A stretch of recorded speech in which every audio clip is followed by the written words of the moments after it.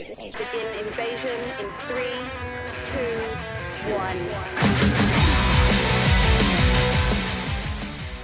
1. Greetings, invaders. My name is Scott. This is Book Invasion. How are you doing today? I've been getting questions left and right. Scott, what have you been reading? Please give us some sci-fi recommendations. Scott, why are you talking about sci-fi in this fantasy-based Discord? We're all fantasy fans. Nobody knows what you're talking about. Get out of here. That's what I've been told continuously. The last while since I posted a video, I moved houses and all this stuff. Everything is in disarray. I don't have the filming set up or filming time. But I've been reading a lot of books, a lot of good books that I want to tell you about. So if you need something cool and interesting to read other than the standard fantasy and horror fare, here are some good sci-fi recommendations and recent reads that I've read and enjoyed. Here we go. The first books that I read, I actually hosted a read-along for the Saga by Hugh Howey, which is Wool, Shift, and Dust. I did a read-along because they had recently announced a Apple TV show adaptation for this great, amazing, one of my favorite dystopian series of all time. So I dove back into that. I read all 3 books of the series, Wool, Shift, and Dust, with a few group of people on my Discord. And this series, I feel like, encompasses a lot of the tropes of dystopian fiction. You know, the air outside isn't safe. People are kind of locked into this stylized sociology and system that works, that's cut off from any other civilization out there. And then they try to overthrow like the people that are holding them down, so to speak. There are civil unrest within these silos, which is what they live in. We follow a few characters that have different roles to play. One of them are, the citizens turned sheriff, turned like the overthrower of the movements. And then we see the other side of that in book 2 of the origin of how this all came about, what their intentions were, how this whole thing came to be, who had built these things. And then in book 3, we kind of see the culmination of those chains being shattered, so to speak. So the Silo series by Hugh Howey, I would recommend anyone who wants some cool sci-fi dystopian fiction. All of this stuff is getting very scarily close to a potential world which we may, or our grandkids may be living in. So it's just something that I think you should all kind of get in your headspace and devour and read as much of that kind of stuff as you can. And also it'll be good fodder for when the TV show comes out, because they announced some awesome stars that are going to be in it. Tim Robbins and all that is going to play a role, and there are more cast reveals to be announced, which will be awesome. So I read that series. That was epic, and if you want some dystopian stuff, that's the place to go. The next one I read was a NetGalley arc called Double Threats by F. Paul Wilson. I had heard the author's name thrown around here and there, and so this one was like a cool sci-fi story. So I picked it up, and I didn't exactly like it. I felt like it was a big build-up, and the ending was over. It was like, this is book 1. It feels like it was book 1 of a long series, because there was a lot of dilly-dallying around. There were sprinkles of discoveries made here and there, and then like once you thought things were getting good, like, okay, now I'm sinking into the story and I feel okay with where it's going. After we got all that other nonsense out of the way, the book was over. So I felt like it was a lot of build-up for little reward. It didn't really gel well. I felt like it was just a bit juvenile. There was one point in the book where I gasped out loud, because it literally stated in the book, like, and I had the audiobook and I had to pause it, and I just kind of yelled like, why? But it literally said, she let out a breath she didn't know she was holding. And I was just like, no, like my face melted off, and I was like, no, why would you do this? Like, this is a book that came out like in 2021. Why are we writing this? Please don't. Please stop. And so from that point on, I was like, all right, let's get this book over with. So I finished it all. I gave it 2 stars. I was like, come on. But your mileage may vary. Go check it out. The next one I read was a novella by Catherine Valente called The Past is Red. This was another NetGalley. This one I really loved. I thought it was hilarious. It was funny. So I think this was like an addendum to another story she wrote called The Future is Blue. This one's called The Past is Red. It takes place in a floating island called Garbage Town. And the places that were mentioned in this book were hilarious. I wrote some of them down. I don't know if I can find them again. But, and I can't recall because I listened to it. There was like a Pill Mountain and, like Needle Hill, the Melted Candle. They live in like melted candle wax. And like all of the garbage around the world is just coalesced into these places that they live in. Everything else is underwater as far as they're concerned. And so they live in these places and they've collected all the garbage. And it was hilarious the way that it's played out. And the main character is hated by everybody, and she's like just totally okay with that. She's very optimistic about things. She's just kind of having fun going through her life. I thought it was amazing. I gave that one 5 stars. The Past is Red by Catherine Valente. I would like to read more from her. I know she had written Space Opera, which was like her take on the Eurovision singing competition in space. All that kind of stuff. So I really liked The Past is Red by Catherine Valente. It was awesome. The next one I read was a novella by Michaela Eaton called Black Smoke. And this one I read because it was about I think these nuns in space. It wasn't Sisters of the Vast Black. It was just Black Smoke about like an organized religion in space. And it was a novella. It was pretty short. Not a lot about this book stood out for me. I can't really recall a whole lot. I gave it 3 stars. It was good. And it was kind of the way that these ideas were presented. I kind of enjoyed it in that aspect of things. But all in all, I don't really recall a whole lot. Next one I read was The Stars Now Unclaimed. This has been on my TBR forever by Drew Williams. This is book 1 of a 3-part series so far. It's been released about silly space antics, space action. I really did enjoy this book, and I want to get to book 2. There was a lot of action sequences in here. There was cool AI ships. There was some, the backstory of the main character and her place in this world and what she's trying to do is kind of hurdle.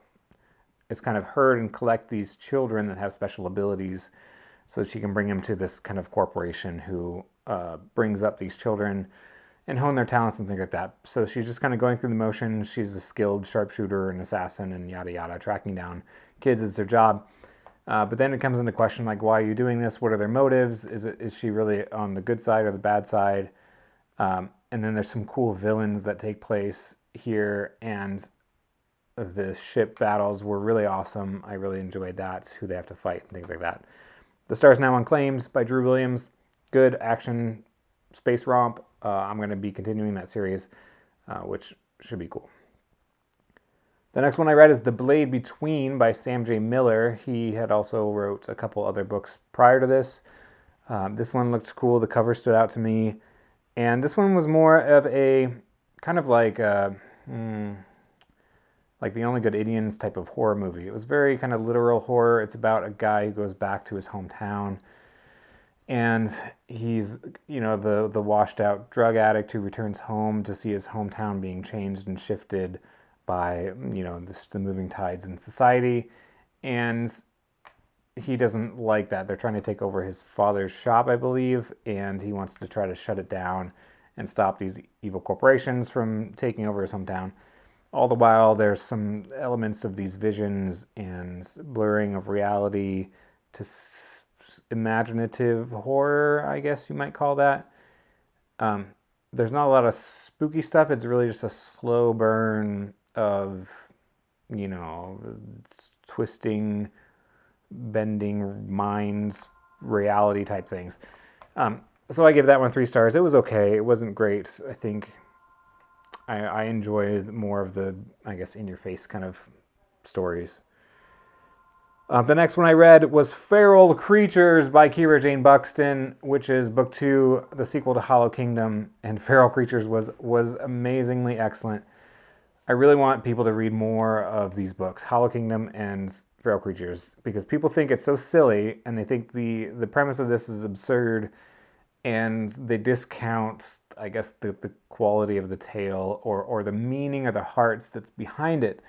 And that's kind of what I want. I love to find books like this, because I want people to find these quirky things that don't make any sense, and on the surface seem just these wacky things about a crow who can talk, and he's foul-mouthed, and he has a little community of birds and animals that he talks to. And in book 2, they try to raise a human child in the apocalypse where humanity has been wiped out. How do they do that? How do they keep this child safe from polar bears and tigers? And how do they raise this human to be more of a wild animal, or to be a domesticated human, is what the main character kind of wants it to be. It wants it to kind of do all of these things and not become a wild animal, because it loved so much the humanity that the main character knew of, which is Big Jim sitting on his couch eating Cheetos, watching trashy TV, and talking to girls on Tinder. That's the kind of the warm, fuzzy feeling that he gets when he thinks about humanity, is that kind of thing. And now he's raising a child where that's gone, and the child has no basis of what that should be like, and all she knows is hanging out with these animals. And so his world gets turned upside down when he realizes that he can't control this human's upbringing to turn her into a domestic human, when the humans are all wiped out. They're all gone. They're all dead. Anyway, that's Feral Creatures. It's an amazingly silly book, but it's also an amazingly heartfelt story, and it has a lot of weight to it. It has a lot of meaning. And people, I think, just don't get that from seeing the cover or reading the synopsis. But it really does. Hollow Kingdom was amazing, and Feral Creatures was an awesome add-on to that book, and I think you should all read it. Next up, I read was Ten Low by Stark Holborn, and Ten Low was pretty awesome. I love this kind of sci-fi tale again, kind of about this quest, and the double-cross the characters that they see and they meet, and how they have to work together sometimes, even though they hate each other. And these visions and the blurring of, again, what's real and what's not, haunting the main character throughout this whole tale. Ten Low was really great. I give that 4 stars, 4.5, action-packed, sinister undertones, and the hidden past element. All right, a couple more. Next one I read was Network Effects, Murderbot number 5, and this one I felt was just more of the same. I really loved the Murderbot novellas. This was the first full-length novel, and I feel like it just kind of rewound the whole story and just played it out again with a couple more different elements. But again, it's all about, the Murderbot's being too cool for school. It doesn't want to deal with the humans. They're all idiots, and he's the smartest one in the room. He can kill anything that he wants. He kind of never gets hurt, and he loves his humans. And his main handler kind of goes away for most of the story, and he's dealt with her daughter, I believe. And then they fight these pirates in this preservation station and things like that. This research team is always being attacked for who knows what reason. I just felt like it's this crew is just, hey, we're just cruising along, and all of a sudden, bloop, there's something on the radar that wasn't there 2 minutes ago, and now we're under attack. Everybody freak out and panic. Have no fear, Murderbot is here. Die. And, he wants to watch his TV shows. More of the same. I thought it was okay. But again, if you haven't read Murderbot, this will probably be a cool place to start. If you have read all the novellas, it's a lot of the same stuff. Next one I read was Zed by Joanna Kavanagh. This was another kind of tale similar to Quality Land, but I felt like it wasn't as humorous or snarky. This one was more about a guy who just has a bunch of run-ins with these unknowns, these one-offs in the algorithm that throw his kind of world upside down, and then all of a sudden society kind of falls apart. People don't know what's happening, don't know. They ask their AI what's going on, and the AI says, how should I know what's going on? Shouldn't you know? And it just kind of devolves from like a structural society where they rely on their devices to then not knowing what's real and what's not. And all of their AI things are going on the fritz and going haywire. So that was Zed. It was okay. I gave it 3 stars just because it kind of droned on a bit too long. I felt like it could have been, 150 pages shorter. And we followed a little tangents here and there. Then the last one I read, which I really, really loved, is We Are Satellites by Sarah Pinsker. Last year I read A Song for a New Day by Sarah Pinsker, and I thought that was awesome. It was kind of about a post-pandemic society dealing with live concerts and how music brings us all together. We Are Satellites is the same kind of thing. It deals with what happens when we get implants in our brain that make us all think faster.